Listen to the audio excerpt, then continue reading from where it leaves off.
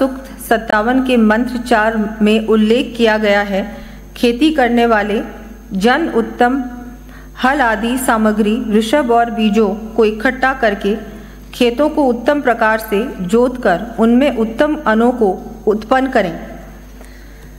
प्रदेश में कृषि एवं हॉर्टिकल्चर के विकास को सुनिश्चित करने के लिए हमारे द्वारा लागू की गई राजस्थान कृषि विकास योजना के अंतर्गत आगामी वर्ष 1350 करोड़ रुपए के कार्य कराने की मैं घोषणा करती हूँ।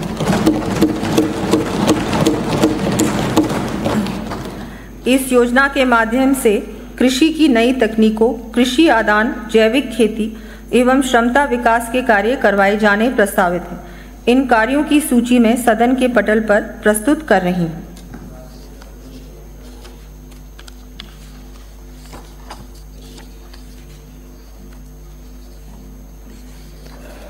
केंद्र सरकार द्वारा घोषित प्रधानमंत्री धन धान्य कृषि योजना के अंतर्गत आगामी वर्ष राज्य के चयनित जिलों में परियोजनाएं लेते हुए राज्य KVY से कन्वर्जेंस हेतु 50 करोड़ रुपए का प्रावधान करना प्रस्तावित करती हूँ।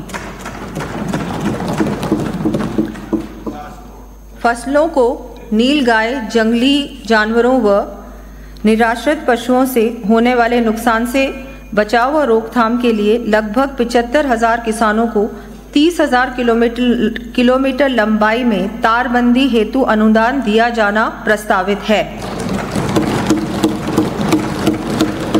इस पर 324 करोड़ रुपए का व्यय होगा। आगामी वर्ष 2000 कृषकों को उन्नत तकनीक से green house, poly house, shade net, plastic mulching, low tunnel उपलब्ध करवाने के लिए 225 करोड़ रुपए का अनुदान किए जाने की मैं घोषणा करती हूँ। राजस्थान बाजरा श्रीअन्न उत्पादन में देश भर में प्रथम स्थान पर है। श्रीअन्न की पोषण क्षमता व उपयोगिता को ध्यान में रखते हुए मिड डे मील कार्यक्रम तथा माँ बाड़ी केंद्रों में पायलट बेसिस पर श्रीअन्न आधारित उत्पाद इंट्रोड्यूस किए जाएंगे।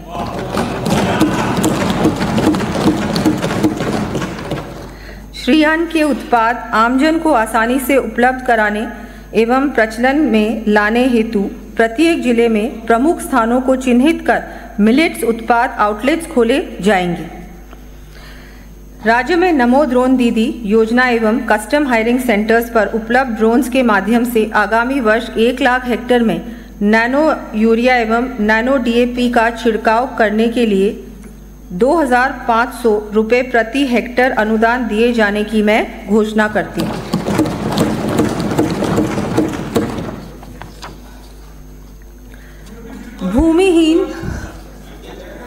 भूमिहीन कृषि श्रमिकों को कार्यकुशलता बढ़ाने हेतु 1 लाख भूमिहीन कृषि श्रमिकों को 5,000 रुपये लागत तक के कृषि यंत्र एवं उपकरण उपलब्ध करवाए जाएंगे। इस पर लगभग 50 करोड़ रुपए की लागत आएगी। किसानों की क्षमता वृद्धि, कृषि एवं संबद्ध क्षेत्रों में आधुनिक तकनीकों के उपयोग हेतु प्रेरित करने के उद्देश्य से नॉलेज एनहांसमेंट प्रोग्राम के अंतर्गत आगामी वर्ष फार्मर प्रोड्यूसर ऑर्गेनाइजेशंस FPOs के 100 सदस्य कृषकों को इजराइल सहित अन्य देशों में तथा 5,000 कृषकों को राज्य से बाहर भ्रमण प्रशिक्षण हेतु भेजा जाना प्रस्तावित है। इसके साथ ही आगामी वर्ष global Rajasthan agri tech meet का आयोजन किया जाना प्रस्तावित है। कृषि विपणन एवं सहकारिता, जैसा कि माननीय सदस्यगण को विदित है कि कृषकों को और अधिक संबल देने की दृष्टि से माननीय प्रधानमंत्री जी द्वारा किसान क्रेडिट कार्ड्स की सीमा 3 लाख रुपए से बढ़ाकर 5 लाख रुपए कर दी गई है। इसी क्रम में ब्याज मुक्त अल्पकालीन फसली ऋण वितरण के लक्ष्य में वृद्धि करते हुए मैं आगामी वर्ष 35 लाख से अधिक किसान साथियों को 25,000 करोड़ रुपए के ऋण वितरित किए जाने की घोषणा करती हूँ।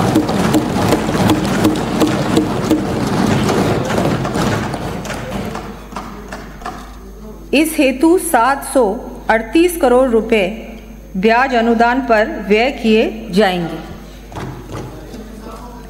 हमारे द्वारा प्रारंभ की गई गोपाल क्रेडिट कार्ड योजना के अंतर्गत आगामी वर्ष संख्या बढ़ाकर 2,50,000 गोपालक परिवारों को ब्याज मुक्त ऋण उपलब्ध करवाए जाने की घोषणा करती हूँ। इस पर 150 करोड़ रुपए का अनुदान दिया जाना प्रस्तावित है। दीर्घकालीन सहकारी कृषि एवं नॉन फार्मिंग सेक्टर्स हेतु 400 करोड़ रुपए के ऋण पर 5% ब्याज अनुदान दिए जाने की घोषणा करती हूँ। वर्ष 2025 UN international year of cooperatives के रूप में मनाया जा रहा है। किसानों को संबल प्रदान करने में ग्राम सेवा सहकारी समितियों की भूमिका के दृष्टिगत आगामी 2 वर्षों में शेष रहे 2,500 से अधिक ग्राम पंचायत मुख्यालयों पर GSS स्थापित करने की मैं घोषणा करती हूँ।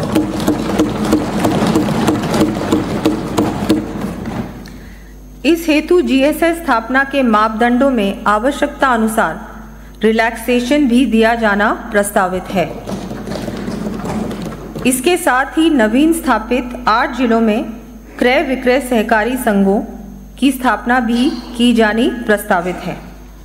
प्रदेश में कृषि मंडियों का विस्तार करने, ग्राम सेवा सहकारी समितियों, क्रय विक्रय सहकारी समितियों में भंडारण क्षमता विकसित करने तथा अन्य आधारभूत सुविधाएं विकसित किए जाने की दृष्टि से विभिन्न कार्य करवाए जाएंगे। इन कार्यों की सूची मैं सदन के पटल पर प्रस्तुत कर रही हूँ।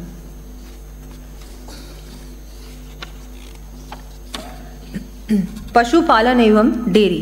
प्रदेश में पशुपालकों को आर्थिक सुरक्षा प्रदान करने के लिए मुख्यमंत्री मंगला पशु बीमा योजना शुरू की गई है। इस योजना का दायरा बढ़ाते हुए आगामी वर्ष प्रत्येक श्रेणी में बीमित पशुपालकों की संख्या को दुगना किए जाने की घोषणा करती हूँ।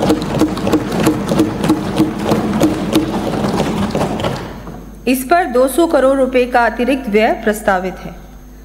आगामी वर्ष सेक्स सॉर्टेड आर्टिफिशियल इंसेमिनेशन के लिए प्रथम 2 AI पर 75% अनुदान के साथ ही शेष 2 AI पर तक 50% अनुदान देते हुए 10 लाख पशुपालकों को लाभान्वित किया जाना प्रस्तावित करती हूँ। वर्तमान में पशुधन निःशुल्क आरोग्य योजना के अंतर्गत निःशुल्क उपलब्ध करवाए जा रहे औषधियों व टीकों की संख्या को 138 से बढ़ाकर 200 किए जाने की घोषणा करती हूँ। इस पर 40 करोड़ रुपए का अतिरिक्त व्यय अनुमानित है। प्रदेश के उपभोक्ताओं को गुणवत्तापूर्ण दूध व मिल्क प्रोडक्ट्स उपलब्ध कराने तथा मिल्क प्लांट्स की प्रोसेसिंग कैपेसिटी बढ़ाने एवं पशु आहार संयंत्रों का विस्तार करने हेतु 540 करोड़ रुपए के कार्य हाथ में लिए जाएंगे। इन कार्यों की सूची मैं सदन के पटल पर प्रस्तुत कर रही हूँ।